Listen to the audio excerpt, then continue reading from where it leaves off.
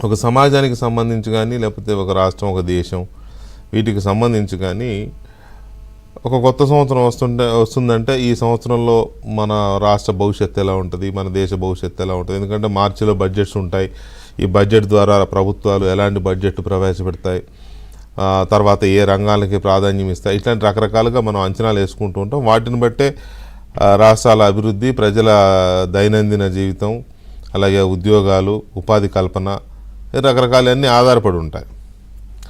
అయితే ఆంధ్రప్రదేశ్కి సంబంధించినంత వరకు న్యూ ఇయర్ రాగానే మనందరం హ్యాపీ న్యూ ఇయర్ అంటాం కదా, ఇది ఏపీ న్యూ ఇయర్ అనాల్సిన పరిస్థితి కనపడుతుంది ఆంధ్రప్రదేశ్కి సంబంధించినంత వరకు. ఎందుకు అంటే ఏ అంటే అమరావతి, పి అంటే పోలవరం, అట్లా ఉంది ఇప్పుడు అక్కడ పరిస్థితి. ఉన్నాయి ఇంకా చాలా ఎదగాల్సినవి చేయాల్సినవి చాలా ఉన్నాయి. ఈ రెండు నిర్లక్ష్యం చేయబడుతున్న ఐకానిక్ ప్రాజెక్ట్స్. ఈ రెండు ఆంధ్రప్రదేశ్ రాష్ట్ర దశని దిశని మార్చేసే ప్రాజెక్ట్స్. పోలవరం అయ్యిందంటే అది చెప్తూనే ఉన్నారు ఏపీకి జీవనాడి అని. అది ఆ పోలవరం పూర్తయితే లక్షల ఎకరాలు ఆయకట్టు స్థిరీకరించబడమే కాకుండా కొత్త ఆయకట్టు కూడా సాగవుతుంది. సాగు తాగునీరు రెండు సమస్యలకి పెద్ద పరిష్కారం అది. అలాగే గోదావరి బేసిన్ నుంచి రాయలసీమ బేసిన్కి నీళ్లు తీసుకెళ్లే ఇది కృష్ణ బేసిన్కి వస్తుంది. కృష్ణ బేసిన్ నుంచి రాయలసీమ కూడా నీళ్ళు వెళ్తాయి.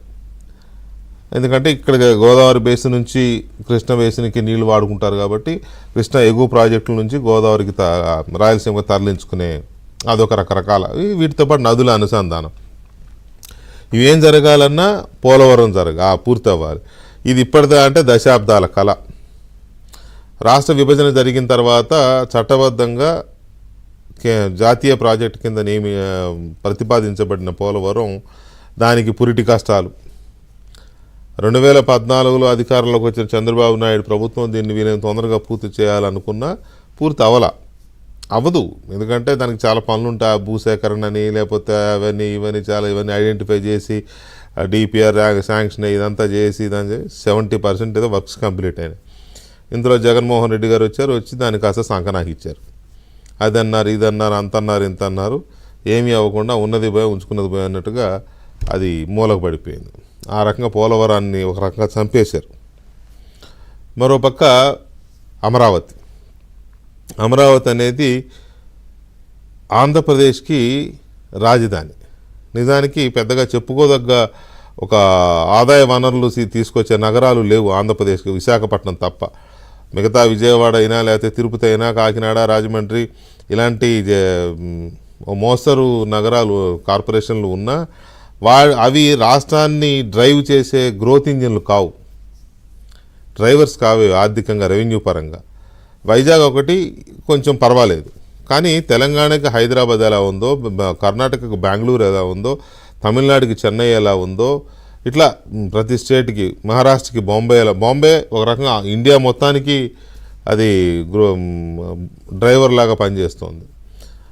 సో ఇలాంటి పరిస్థితుల్లో ఆంధ్రప్రదేశ్కి రాజధాని లేదు అని అక్కడ అమరావతిలో రాజధాని నిర్మాణాన్ని సంకల్పించి రైతులు ముందుకొచ్చి వాళ్ళు భూములు ఇచ్చి ఇదంతా చేసి పనులు మొదలెట్టి ఆ సీడ్ క్యాపిటల్ వర్క్స్ అని మొదలెట్టి క్వార్టర్లు, ఆఫీసు నిర్మాణం మొదలెట్టి మిగతా అంతా డెవలప్ చేస్తున్న తరుణంలో మరి ప్రజలు ఎందుకు మార్చుకున్నారు, ఏం ఆశపడి మార్చుకున్నారు, ఎందుకు దాన్ని ఒక రకంగా చెడగొట్టుకున్నారు, ప్రజలు ఎందుకు చెడగొట్టుకున్నారో తెలియదు. కానీ 2019లో ప్రభుత్వాన్ని మార్చేశారు. ఫలితంగా ఏమైందని అంటే ఆయన ప్రతిపక్షంలో ఉన్నప్పుడేమో అమరావతికి జై అన్నాడు, ముఖ్యమంత్రి అవగానే అమరావతికి నై అన్నాడు, ఏదో 3 రాజధానులు అన్నాడు, 30 అక్కడెక్కడ ఉన్నాయి, ఇక్కడెక్కడ ఉన్నాయి, అది చేస్తాను ఏదీ లేకుండా చేశాడు. 5 ఏళ్ళు ఒక రకంగా చెప్పాలంటే నరకం. ఆంధ్రప్రదేశ్కి సంబంధించినంత వరకు నరకమే రాష్ట్రానికి. 5 ఏళ్ళు ఒక పీడకల 5 ఏళ్ల పాలన, జగన్మోహన్ రెడ్డి పాలన. ఆయన దాని నుంచి నేర్చుకుని మరి మారాడేమో, రిపెంట్ అవుతున్నాడేమో నాకు తెలియదు. కానీ 5 ఏళ్ళు అయితే ఆంధ్రప్రదేశ్కి సంబంధించి ఒక పీడకల. ఏ ప్రభుత్వము, ఏ ముఖ్యమంత్రి అలాంటి పరిపాలన చేయకూడదు. అనుకోకుండా జరిగితే, తెలియక జరిగితే, అనుభవం లేక జరిగితే మార్చుకోవచ్చు. ఇకనైనా జరిగిన తప్పిదాలను తెలుసుకుంటే అది ఓకే. లేదు నేను ఇలాగే ఉంటాను అంటే ఎవరు చేయగలిగింది ఏం లేదు. కానీ సో ఆ పీడకల నుంచి ఆంధ్రప్రదేశ్ ఎంతవరకు బయటపడుతోంది, గడిచిన మేలో కొత్త ప్రభుత్వం వచ్చింది 2024లో. ఆ ప్రభుత్వం వచ్చిన దగ్గర నుంచి అన్ని బాలారిష్టాలే, అన్నీ గత 5 ఏళ్ళు, అంతకుముందు 5 ఏళ్ళు మొత్తం సర్వనాశనం చేసిన వ్యవస్థలు కాబట్టి వాటిల్లోంచి ఒక రకంగా చెప్పాలంటే ఆ పురిటి కష్టాల నుంచి బయటపడి మెల్లమెల్లగా అన్నిటినీ సెట్ చేసుకోవాల్సిన పరిస్థితి ప్రస్తుత ప్రభుత్వం పైన పడింది. వాటన్నిటిని సెట్ చేసుకోవడానికి, తర్వాత అప్పుల కుప్పలాగా మారిన రాష్ట్రాన్ని కొంచెం ఒడ్డును లాగడానికి, కొంత ఆదాయాన్ని సమకూర్చడానికి, లేకపోతే కేంద్రం వైపు నుంచి కొంత నిధులు తెచ్చుకోవడానికి తప్పదు.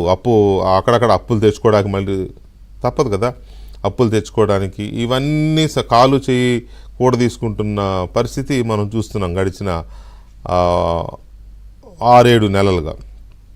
సో ఈ పరిస్థితుల్లో ఈ కొత్త సంవత్సరం 2025 ఆంధ్రప్రదేశ్కి ఎలాంటి ఇయర్ కాబోతోంది, ఎందుకంటే ఈ ఇయర్లో చాలా జరగబోతున్నాయి అనేది ప్రభుత్వం సంకేతాలు ఇస్తుంది. ముఖ్యమంత్రి చంద్రబాబు నాయుడు కూడా ఇవాళ చాలా విషయాలు చెప్పారు, నిన్న కూడా పబ్లిక్తో మాట్లాడుతూ చాలా విషయాలు చెప్పారు. సిఆర్డీ ఆఫీస్కి నవంబర్లో శంకుస్థాపన చేసి 120 రోజుల్లోనేమో ప్రారంభించేస్తామని చెప్పారు, అంటే 4 మాసాల్లో దాన్ని ప్రారంభిస్తామన్నారు. అలాగే అమరావతి పనులు వేగవంతంగా స్టార్ట్ అయినాయి, అవి ఎప్పటికి పూర్తవుతుంది అమరావతి అనే దాని మీద ఒక చర్చ ఉంది. తర్వాత పోలవరం మీద కేంద్రం మళ్ళీ మొన్న ప్రాజెక్టు రెడీ చేసింది, మళ్ళీ ఇప్పుడు కొట్టుకుపోయిన డయాఫ్రమ్ వాల్ అంతా నెరలిచ్చి పాడైపోయింది కదా డయాఫ్రమ్ వాల్, దాన్ని మళ్ళీ నిర్మిస్తే తప్ప ప్రాజెక్టు పనులు పూర్తి మొదలు కావు. సో దాన్ని మొదలుపెట్టే కార్యక్రమం ఒకటి నడుస్తుంది కాబట్టి 2027 బహుశా అక్టోబర్-నవంబర్ 2027 అక్టోబర్-నవంబర్ కల్లా పోలవరం పూర్తవుతుంది అనేది చంద్రబాబు నాయుడు మళ్ళీ ఒకసారి ఒక డెడ్ లైన్ పెట్టారు. సో ఈ డెడ్ లైన్లు ఈసారైనా గ్యారంటీగా జరుగుతాయా, మళ్ళీ ఇలాగే పొడిగించబడతాయా అనేది ఒక సందేహం ఉంది. సో ఓవరాల్గా చూసినప్పుడు ఈ రెండు ఏపీ అమరావతి పోలవరం ఈ రెండింటి పరిస్థితి ఎలా ఉంది, అమరావతిని ఎప్పటిలోగా పూర్తి చేస్తారు, మళ్ళీ ఎలాంటి అవరోధాలు రాకుండా, ఒకవేళ మళ్ళీ ఎలక్షన్ తర్వాత అటు ఇటు అయితే అవుతాయని వాళ్ళు అనుకుంటున్నారేమో, ఒకవేళ అయితే మళ్ళీ ఎవడు దాన్ని కదిలించకుండా ఏం చేయగలుగుతారు ఈ లోపు అనేది ఒక అంశము. పోలవరానికి సంబంధించి ఇంకొక అంశం. వీటితో పాటు రాష్ట్ర వ్యాప్తంగా ఎలాంటి డెవలప్మెంట్ కార్యక్రమాలు చేయబోతున్నారు. వైజాగ్లో అప్పట్లో ఆగిపోయిన మిలీనియం టవర్స్ అనే ఐటీ టవర్స్ని జగన్మోహన్ రెడ్డి ప్రభుత్వం వాటిని ఖాళీ చేయించి గాలికి వదిలేసింది. ఇప్పుడు మళ్ళీ వాటిని పునఃప్రారంభించి ఐటీ కంపెనీలకి ఇవ్వడం ద్వారా మళ్ళీ వేలాది మందికి ఉపాధి అవకాశాలు ఇస్తారంటున్నారు. అలాగే అక్కడ ఇంకా కొన్ని కార్యక్రమాలు కూడా చేయబోతున్న పరిస్థితి వైజాగ్లో మనకు కనపడుతుంది. విశాఖలో ఆ క్రూజ్ టెర్మినల్ అని సముద్రంలో క్రూజ్ టూరిజం ఒకటి ఉంటుంది, దానికి టెర్మినల్ రెడీ అయింది. అక్కడ నుంచి భారీ క్రూజ్లు ప్రారంభమైతే మంచి ఒక స్కోప్ ఉంటుంది టూరిజం కూడా అనేది ఒక అంచనా. సో ఇటువంటివి ఎగ్జాంపుల్ చెప్తున్నాను నేను. అలాగే రాయలసీమ ప్రాంతంలో ఇండస్ట్రీస్ కానీ, లేకపోతే పవర్ జనరేషన్ కానీ, హార్టికల్చర్ కానీ, ఇరిగేషన్ ప్రాజెక్ట్స్, ఇవన్నీ 2025 అనేది ఒక క్రూషియల్ ఇయర్ కాబోతోంది ఆంధ్రప్రదేశ్కి సంబంధించినంత వరకు. ఎంతవరకు వీటిని రాష్ట్ర ప్రభుత్వం, చంద్రబాబు నాయుడు ప్రభుత్వం, ఎన్డీఏ ప్రభుత్వం టాప్ గేర్లో తీసుకెళ్లే అవకాశం ఉంది. అందుకు తగ్గట్టుగా కేంద్రం సహకారం అయితే కనబడుతోంది. ఎన్డీఏ ప్రభుత్వంలో ఉండడం వల్ల అమరావతికి సంబంధించి ఇప్పటికే 15,000 కోట్ల గ్రాంట్ని రాష్ట్ర ప్రభుత్వానికి ఇప్పించింది కేంద్రం. అలాగే పోలవరానికి నిధులు వస్తున్నాయి. అలాగే ఏడీబీ నుంచి కొంత ప్రపంచ బ్యాంక్ కూడా నిధులిస్తోంది అమరావతి రాజధాని నిర్మాణానికి. సో ఇవన్నిటిని చూసుకున్నప్పుడు 25లో ఎంత స్పీడ్గా ఆంధ్రప్రదేశ్ పరుగులు పెట్టే అవకాశం ఉంది, పరిశ్రమలకు సంబంధించి కానీ, లేకపోతే రాజధానిలో కేంద్ర ప్రభుత్వ రంగ సంస్థల కార్యాలయాలు ఎంతవరకు స్పీడ్గా నిర్మితమయ్యే అవకాశం ఉంది. ఇవన్నీ ఎట్ ఏ గ్లాన్స్ కనుక మనం వేస్తే 25 ఏపీ న్యూ ఇయర్ అవుతుందా, హ్యాపీ న్యూ ఇయర్ అనేది ఏపీ న్యూ ఇయర్ అనిపించుకుంటుందా అనేది ఒక